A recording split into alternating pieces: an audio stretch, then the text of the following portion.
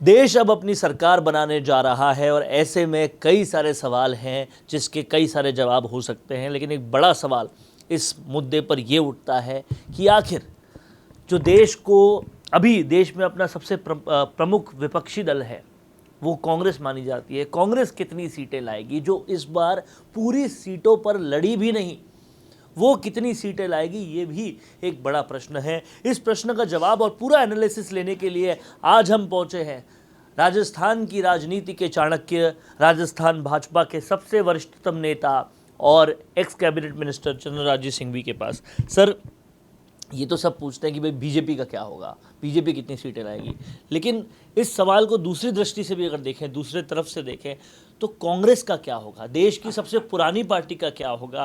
क्या उनके जो सबसे प्रमुख नेता हैं उनकी उम्र से ज़्यादा सीटें आएगी या उनकी उम्र से कम सीटें? काय की सीटें आएगी?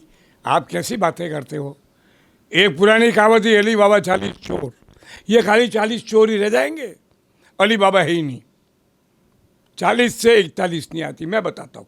आप स्टेट वाइज ले लो। आप राजस्थान कांग्रेस की ज़्यादा से ज़्यादा 1 या 2 सीट दुर्भाग्य से, वो भी सौभाग्य से नहीं आएगी। हरियाणा ज़्यादा से ज़्यादा 4 या 5 सीट, 7, 2 या 3 सीट इनकी आ सकती है उत्तर के एरिया में। 8 जोर लगाओ तो 3 सीट उत्तर प्रदेश, 4 कर लो 12, 5, 7 10 कर्नाटक और 5, 7 महाराष्ट्र, 20 पूरे हिंदुस्तान में और जगह मिला करके 20 और 40 से 45 सीट कांग्रेस की नहीं आएगी, चाहे दुनिया ताकत लगा के बढ़ जाए। और मजा कांग्रेस की। एक सवाल मेरा और है कि जो ये इंडी गठबंधन है या ये लोग जो इंडिया गठबंधन कहते हैं, इनमें जो अभी दोस्ती वो भी पूरी तरह से नहीं दिख रही, लेकिन अभी जो दोस्ती और सौहार्द दिख रहा है 4 जून के बाद कितना दिखेगा? कोई सवाल ही नहीं है, ये टूट टाट जाएगा। आप क्या बात करते हो? आपको लगता है कांग्रेस कहीं है? कुछ जातियों की प्रबलता के कारण कहीं कहीं कांग्रेस झपका मारती है, कांग्रेस है ही नहीं। एज ए पार्टी 0 है। आप मुझे बताइए, यादव को अब कांग्रेस यादव पे कूद रही है, तुम्हारा क्या लेना देना है? अखिलेश अलग है, लालू अलग है, कांग्रेस का अपना क्या है ही नहीं। जाट का बात नाम लेती है कांग्रेस में, जाटों में कहा राजस्थान में 2-4 जिलों में जाट सपोर्ट कर सकते हैं और 2-4 हरियाणा में कर सकते हैं। वो कहाँ? देश का वातावरण बहुत बड़ा है, 14 लाख स्क्वायर किलोमीटर है इस देश का एरिया। कांग्रेस नज़र आती है कहीं? मैंने 1 साल पहले आपसे कहा था कि 4 जून के 4 जून नहीं थी, इस चुनाव के रिजल्ट के बाद कांग्रेस को साइज देखने के लिए माइक्रोस्कोप और अवेलेबिलिटी देखने के लिए टेलीस्कोप की ज़रूरत पड़ेगी। मैं तब भी सच था और मैं आज भी सच हूँ। अब सारा हिंदी मिलके लाएगा थोड़ी बहुत सीटें। हम भी नहीं चाहते विपक्ष मर जाए, मरे विपक्ष से लड़ने का ही मज़ा नहीं आता है, मगर कांग्रेस एज ए विपक्ष नहीं आएगा। कांग्रेस के बराबर तो कई रीजनल पार्टी आ सकती है।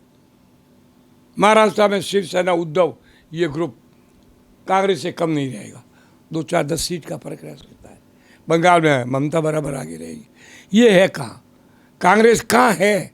कांग्रेस को ढूंढो। अमेठी में अशोक गहलोत को भेजा है अकल के दिवालियापन का, इससे बड़ा क्या नमूना होगा? जाना चाहता था रायबरेली, राहुल ने मारी लात, रायबरेली में नहीं बोलेगी तेरी बात, तो जाके बैठ गया बेटी। अमेठी में होगा घाट, मैं आपको बता रहा हूँ, कहीं है ही नहीं। मुझे कांग्रेस के वो दिन याद है जिसका नेता पटेल हुआ करता था, जिसका नेता डॉक्टर राजेंद्र बाबू थे, जिसके नेता डॉक्टर राधाकृष्णन। कहाँ है? गायब हो गई कांग्रेस। कांग्रेस ऐसे गायब हुई है राजनीति से जैसे गधे के सर से सींग गायब हो जाते हैं। इस बात का दुख भी है और खुशी मुझे इसलिए है कि अब जब मोदी राष्ट्र निर्माण का काम करेंगे तो एक न्यूसेंस उनके सामने नहीं होगी और वो बड़े आराम से ऐसा कर पाए। एक बड़ा सवाल यहाँ पर एक और उठता है कि जिस तरीके से 10 साल भाजपा को हो गए तो एक एंटी इनकम्बेंसी की बात की जाती है और कई मुद्दों की बात की जाती है। एक बड़ा वर्ग मोदी जी को हिटलर बताता है। ऐसे मुद्दों पे बात करके भाजपा में कितनी सीटों की कमी आएगी, इन मुद्दों पर तो बात होती है, लेकिन ये कभी बात नहीं हो रही कि कांग्रेस से जो भयंकर पलायन हो रहा है आप देखिए वहाँ से संजय निरुपम चले गए, यहाँ से लगातार राजस्थान से तो कटारिया से लेकर कितने लोग लगातार जा रहे हैं, अभी विद्याधर नगर वाले अग्रवाल भी चले गए, सब लोग लगातार जा रहे हैं। ये पलायन का असर कांग्रेस पर कितना पड़ेगा? कांग्रेस है ही नहीं तो क्या पड़ेगा? एक आदमी के पास में अगर 100 करोड़ रुपया है तो 10-20 करोड़ खो सकता है, पर जिसके पास है ही चवन्नी, वो क्या खोएगा? खोने को कुछ है ही नहीं, रोने को ये तैयार हैं, इनके पास कुछ भी नहीं है। अब एनडीए गठबंधन काय का गठबंधन है? विचार मिलते नहीं, सिद्धांत मिलते। अगर हमने शिवसेना शिंदे से किया तो वैचारिक एकता से गठबंधन ने लिया है। इनके पास कुछ भी नहीं है, सब कुछ खोने ही खोने को है। विचारों की एकता नहीं, भावनाओं की एकता नहीं, अंतर्राष्ट्रीय राजनीति में एक नहीं, समाजवाद का नारा लगाते हैं, जातिवाद में उगलना चाहते हैं। कभी इन्होंने क्या बोलते तुष्टीकरण के सारे माहिर हैं। इन सब में अगर एक चीज़ कॉमन है तो तुष्टीकरण है, इसके अलावा कोई चीज़ गठबंधन के नेताओं में कॉमन है ही नहीं। हाँ, जातिवादी गठबंधन 2-4 जगह हो सकता है। मैं नहीं मानता कि गठबंधन नाम की कोई चीज़ एनडीए के आगे सामने भी आई है। आखिरी सवाल सर, केजरीवाल को सिंपैथी मिलेगी? अभी जेल से उनको जमानत मिल गई, इसके बाद क्या सिंपैथी मिल सकती है? दिल्ली में कुछ लाभ हो सकता है? टोटल 15 सीटों पर लड़ता है, 10-12 पंजाब की, 6-7 दिल्ली की। अब 15 में से 5 लाता तो 6 ले आएगा, 4 लाता तो 5 ले आएगा। क्या मिलना है केजरीवाल को? अभी तो केजरीवाल जी के अंडर ट्रायल है, ये कंडीशनल जमानत है। 4 तारीख के बाद बात करेंगे कि स्थायी जमानत होती है, बेल होती है, केस का क्या होता है, इंक्वायरी का क्या होता है, जांच का क्या होता है, ये सब बात की बात है। आज इसके बारे में भविष्यवाणी नहीं की जा सकती। तो ये थे चंद्रराज सिंघवी, जिन्होंने साफ तौर पे बताया कांग्रेस को क्या मिलेगा, इंडी गठबंधन का क्या होगा, ये 4 तारीख के बाद एक रहेंगे या लड़ लेंगे, सब मुद्दों पर की बात। आप कितना सहमत है कमेंट बॉक्स में लिखिए। देखते रहिए राजस्थान संवाद। कोरोना सोल्टेक क्वालिटी, डेडिकेशन और कस्टमर सेटिस्फेक्शन को प्रायोरिटी पर रखते हुए हर इंडस्ट्री की इलेक्ट्रिसिटी में कॉस्ट सेविंग कराने और उन्हें रिन्यूएबल एनर्जी की ताकत देने के लिए लगातार काम कर रहा है।